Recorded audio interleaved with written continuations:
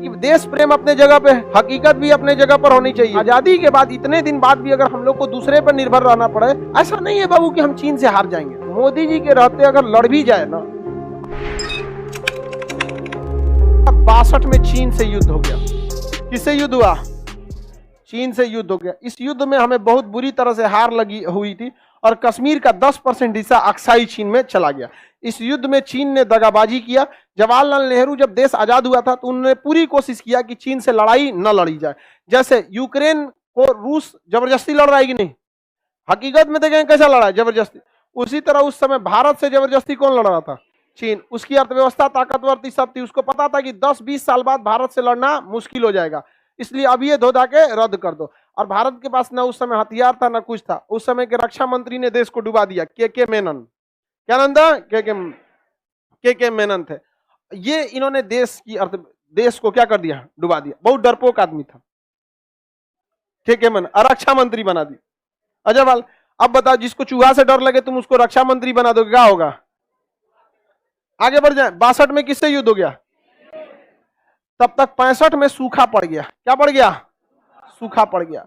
इसी में सूखा पड़ गया और इसी बीच मृत्यु हो गई किसकी? जवाहरलाल नेहरू। किसकी मृत्यु हो गई? जवाहरलाल नेहरू की मृत्यु हो गई। अब चीन युद्ध में दगाबाजी खाए थे जवाहरलाल नेहरू, इसी टेंशन से भी उनकी क्या हो गई? मौत हो गई। देखिए, अभी के वक्त में आप भले ये कह सकते हैं कि 62 के युद्ध नेहरू की गलती से हारा गया था, लेकिन उस समय हम लोगों के पास इतने हथियार भी नहीं थे जो चीन से मुकाबला कर सके। देश प्रेम अपने जगह पे है। अभी के वक्त में भी अगर देखेगा ना तो हथियारों के मामले में और पैसे के मामले में कौन आगे है? चाइना। हम लोग आज भी, आजादी के बाद आज भी हम लोग दूसरे के जहाज पर गर्व कर रहे हैं। राफेल हमारा, सुखोई हमारा, मिग-29 हमारा। ये गर्व करने की, देश प्रेम अपने जगह पे है, हकीकत भी अपने जगह पर होनी चाहिए। मत भूलिएगा कि आजादी के इतने सालों बाद भी हम लोग अगर बेहतरीन तेजस जहाज बनाए हैं, बहुत ज्यादा मेन स्ट्राइकर जहाज है ही नहीं है, सपोर्ट में वो जाता है।